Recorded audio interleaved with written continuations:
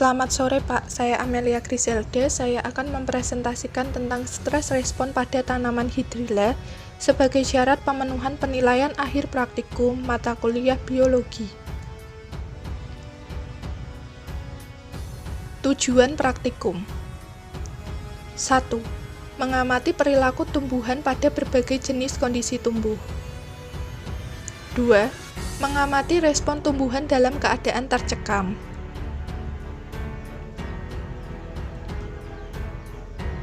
Pada prinsipnya, setiap tumbuhan memiliki kisaran tertentu terhadap faktor lingkungannya.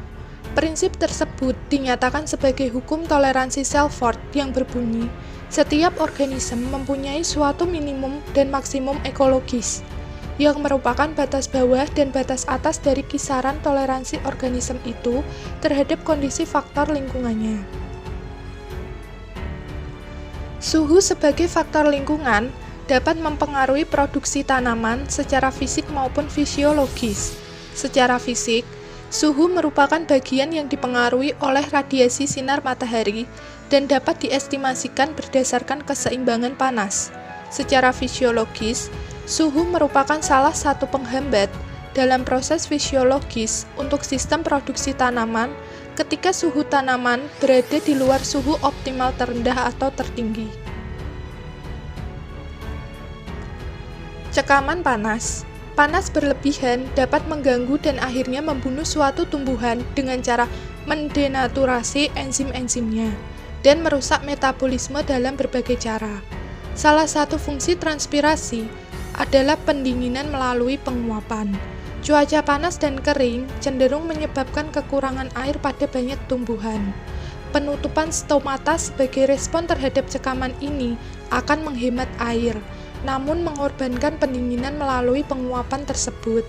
Sebagian besar tumbuhan memiliki respon cadangan yang memungkinkan mereka untuk bertahan hidup dalam cekaman panas di atas suatu temperatur tertentu sekitar 40 derajat Celcius pada sebagian besar tumbuhan yang menempati daerah 4 musim.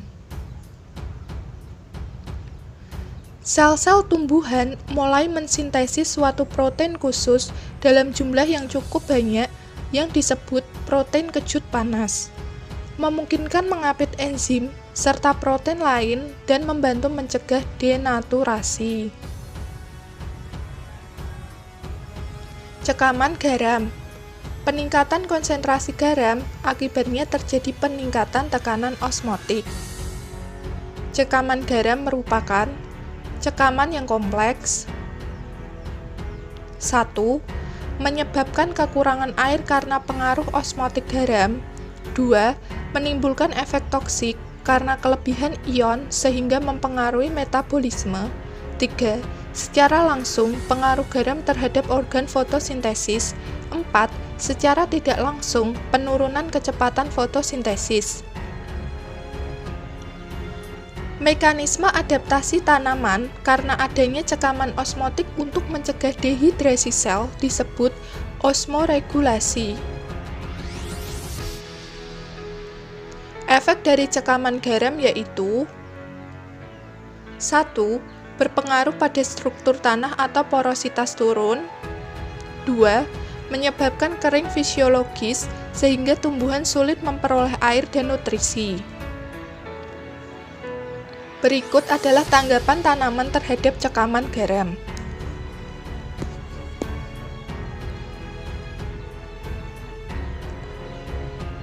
Adapun alat dan bahan yang digunakan pada praktikum stres respon.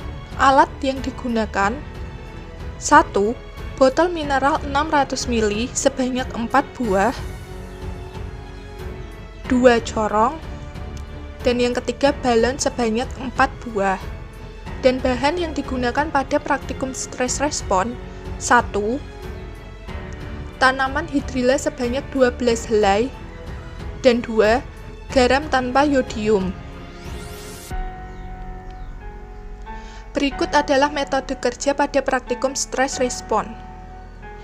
1. Isi air setengah penuh atau 300 ml.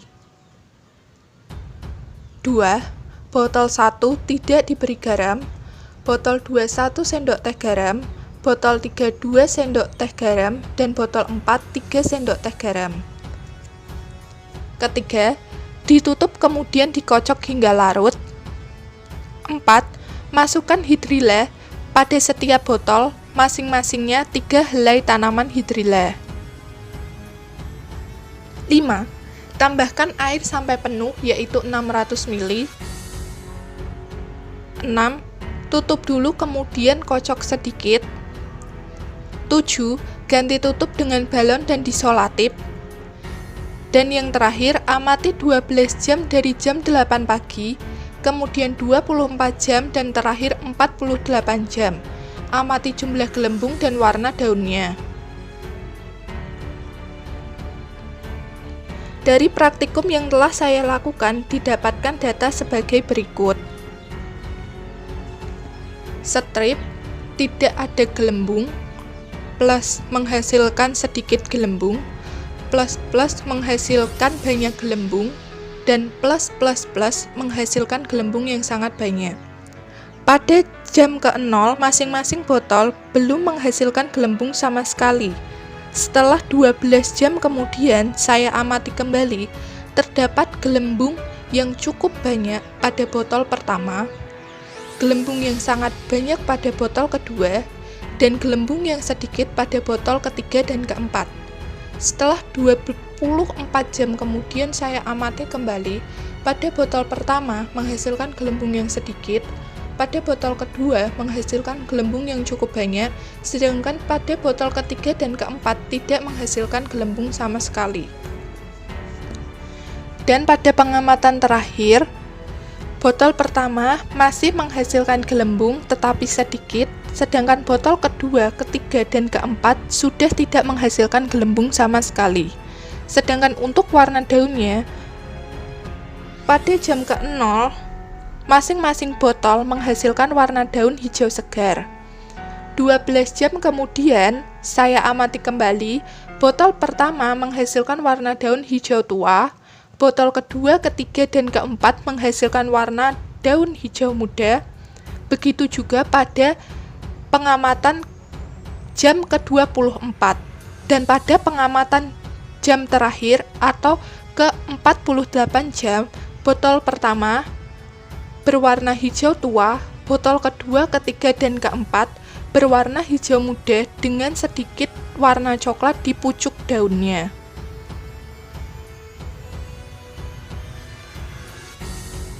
Dari praktikum yang telah saya lakukan, bahwa hubungan antara kadar garam dengan pertumbuhan hidrilla berhubungan karena adanya cekaman garam. Cekaman garam terjadi jika kadar atau konsentrasi garam dalam tanaman terlalu tinggi. Kondisi ini akan menjadikan menurunnya tingkat pertumbuhan tanaman. Stres garam pada tanaman ditandai dengan perubahan warna daun, batang, dan buah. Setiap tanaman mempunyai tingkat toleransi yang bervariasi terhadap kadar garam. Semakin tinggi kadar garam, akan semakin tinggi pula potensi penurunan pada pertumbuhan tanaman. Konsentrasi cekaman garam akan sangat mempengaruhi pertumbuhan dan proses respirasi pada tanaman hidrilla.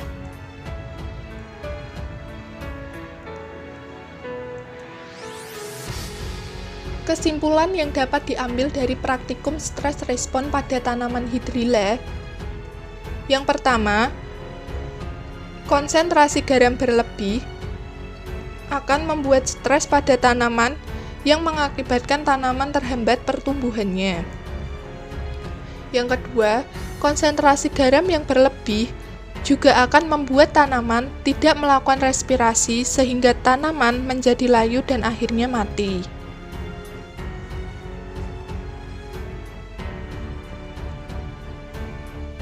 Berikut adalah lampiran dari praktikum stress respon yang telah saya lakukan.